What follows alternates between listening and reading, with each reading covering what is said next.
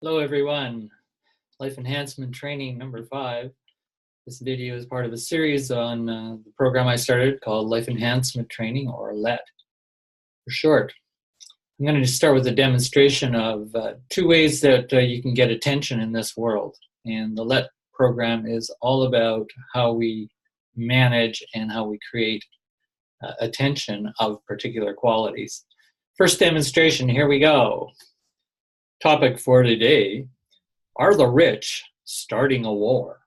Are billionaires leading America towards a civil war? This is the question. We will bring on experts. Stay tuned after this commercial. Second demonstration. Welcome. I am so excited today. I have guests on the program. What am I excited about? I am so excited about life. It is expanding for me, and it can expand for you. Why? Because I have today the secret to happiness, success, and 2 demonstrations on how to get attention. First one, is the world falling apart, more or less, here or there, whatever the example might be.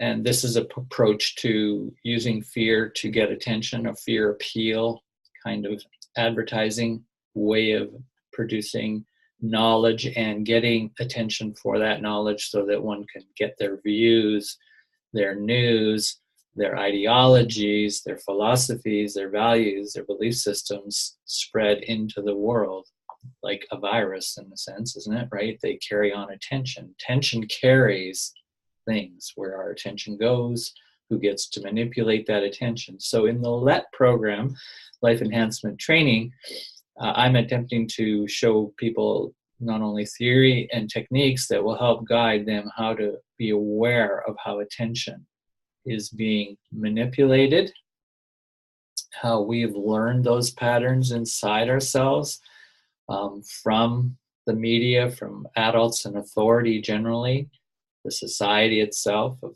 how attention should move and where it should attend.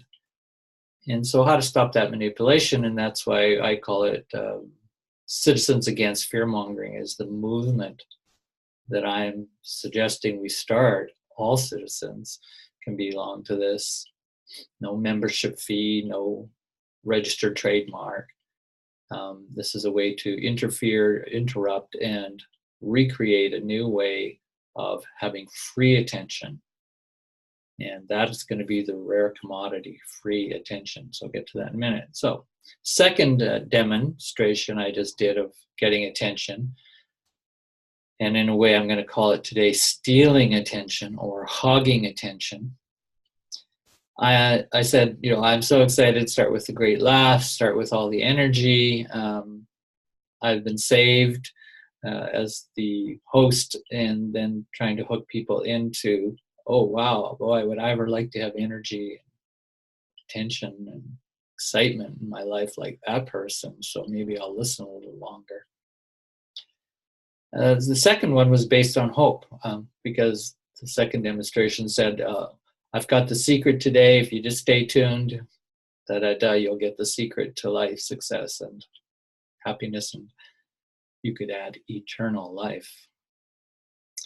So all kinds of ways. These are what I call discourses in more technical terms, and how they are moving in society, creating power.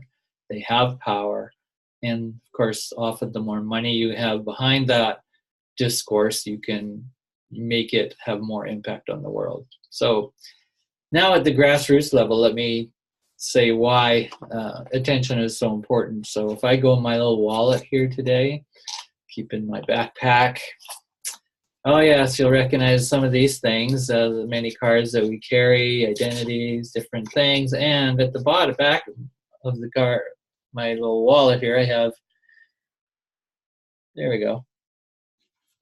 So at the bottom, these are the natural healers that I teach in the LET program. I won't go into those. We have other videos you can watch on the LET on my YouTube channel.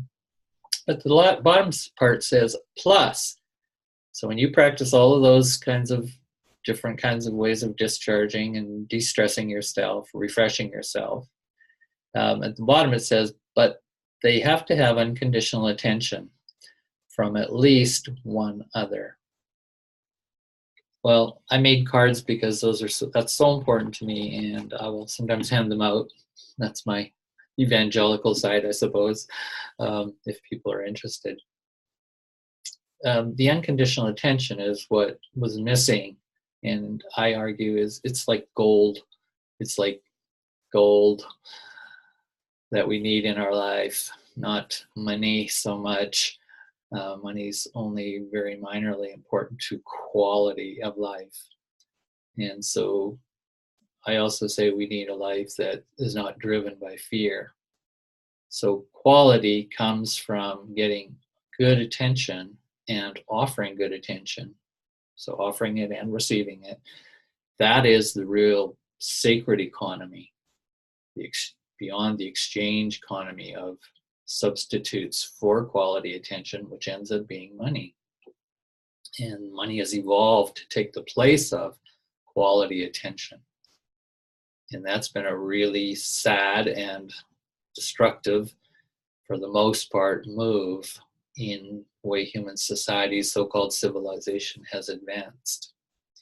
Again, rather than having a quality exchange with another person when you're exchanging goods and services in a sacred economy or a healing economy, this unconditional attention is essential to healing. So that's what the Life Enhancement Program is. It's life quality enhancement, right? It's about how do we increase quality.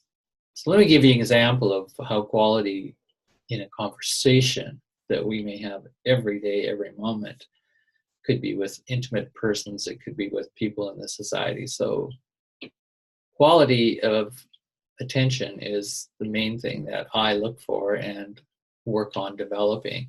Some people might call that mindfulness, they might call it awareness training.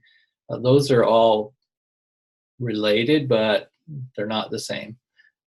There's distinctions in the Life Enhancement Training program on how to improve one's quality of attending, right? Attention, attending.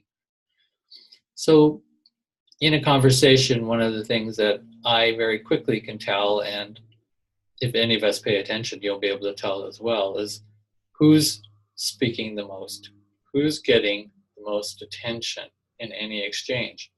Now, sometimes we don't think about it and we just drop in, and most of the times we're not really paying attention to how attention is functioning in a conversation.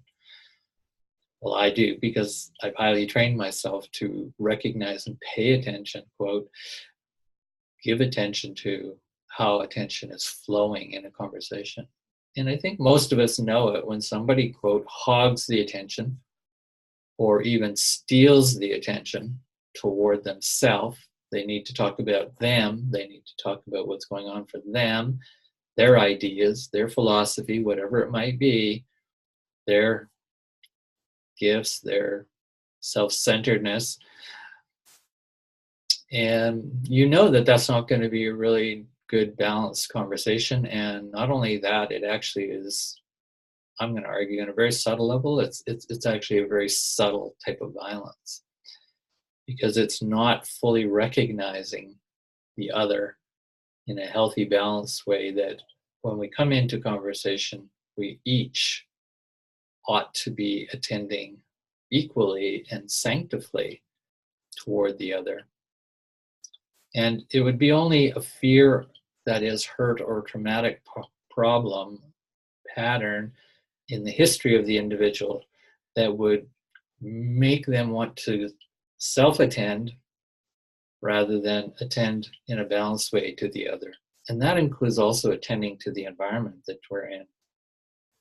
So in a conversation like the one I'm talking about, where somebody is basically stealing attention through all kinds of techniques that they're probably totally unconscious of, they learned because of their ways they were hurt in their past, that will lead to just a deteriorating quality eventually of miscommunication, non-communication in a certain kind of way, if that's even possible. We're always communicating, but a miscommunication and misinterpretations and person going away feeling like, wow, that person's really not, I mean, they're listening to me, but they didn't really hear me. Sound familiar?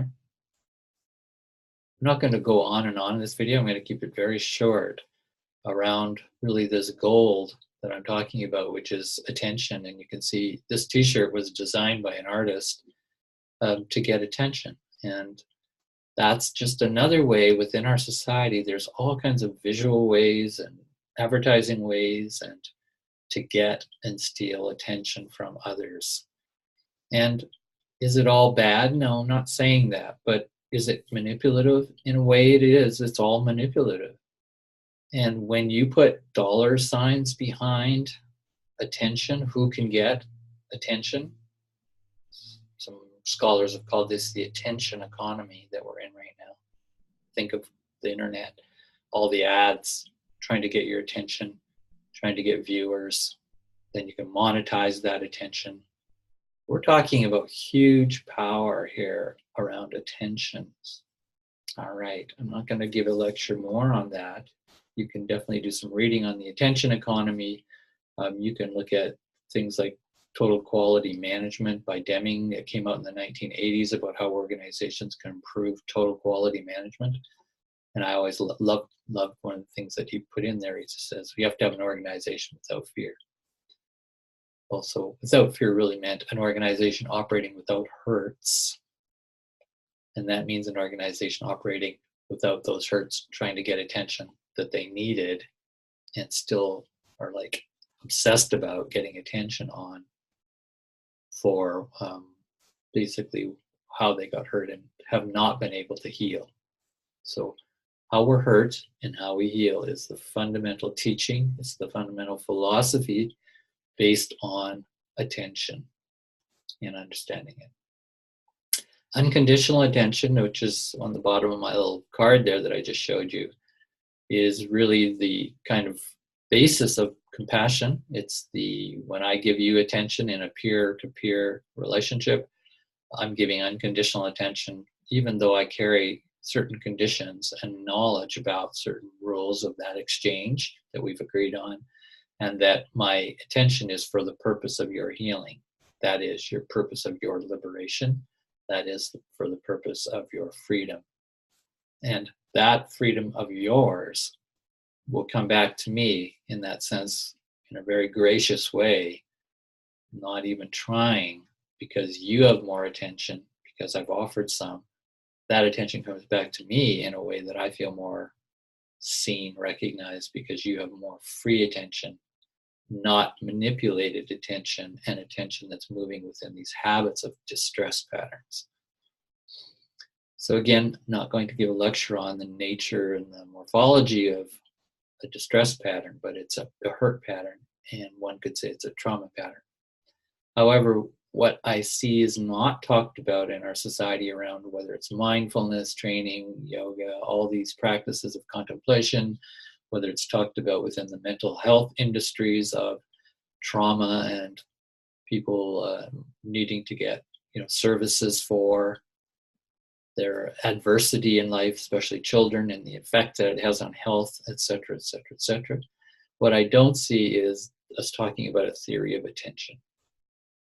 And with attention, it's quality. If I pay, in my artwork, if I pay, quote, I don't like that word, pay attention. Isn't it interesting how that got constructed? But if I give that quality of attention to my art, whatever I'm doing, as an aesthetic practice, I produce a better quality of work. It's that simple. If a teacher in a school classroom gives better a quality of attention to any individual, that individual will not have an attention deficit problem in the classroom behaviorally. I'm not going to go into my analysis of attention disorder, deficit disorder, but if you listen to the words attention deficit, oh, that means the child's not paying good attention. And what kind of attention is the child getting, and has the child got from the beginning? We could do an analysis of quality of attention. So to me, attention deficit disorder, for the most part, Not entirely.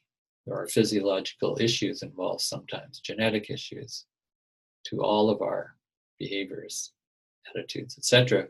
However, for the most part, and I'm not the only one to argue this, the quality of attention surrounding certain individuals completely impacts how they then give attention back. See, there's a sacred exchange of that co-attending. That's the fundamental basis of all care, and obviously of compassion to the other. So a large analysis again there around attention as this core ingredient. It's like the yeast for the making of bread. You can have all the right ingredients, but if you don't have this unconditional free attention, you're not going to get the rising of human potential, and not only human potential, society's potential, in a way that it can be healthy, sustainable, and sane. That's my quick argument. As I wrap this up, I often say to the students in the course, don't feel bad if you're stealing attention, if you notice yourself really grabbing attention in all kinds of conversations and situations. Not about feeling bad about that. It's not about making it a crime. The crime actually has already happened. If you're doing those practices, the crime has really been is that back in your socialization and being raised as a child and in your education and say school systems particularly, the quality of attention often wasn't very good. Well, because people aren't giving attention the attention it needs. We haven't made attention as core to our philosophical policy making understanding of a quality society and world. And I've put it in other languages, that's a society that's not a culture of fear, but a culture of fearlessness. And fearlessness is the path to gaining and regaining that attention, so we don't have to be paying attention to fear and security issues constantly. Again, there are environmental conditions that are sometimes out of people's control, like tragedy zones of extreme weather and earthquakes and all kinds of things that have been part of our history as humanity. However, despite those challenges, including starvation, and including wars and threats that are real, we also have, and will never lose, the ability of these 9-10 natural healers that I teach in the course, and we'll never lose the ability, if there's others supporting us in some way, to regain this quality of co-attending, this sacred economy of attention. That's where quality will come, and that, to me, is what I say to the students. We're here to practice regaining free attention. Free attention with flexibility to attend. Very different than, again, mindfulness training, which also wants to increase our awareness and attention on our body, ourself, and our environment, which is fine. But that model of mindfulness training I find is very ahistorical, apolitical, and has a very inadequate theory of understanding feelings, emotions, how we're hurt emotionally, and how attention is hooked to those hurts. And ultimately then a healing. So what I don't see in the curriculums of mindfulness training, just to end here, is a theory of hurting and healing.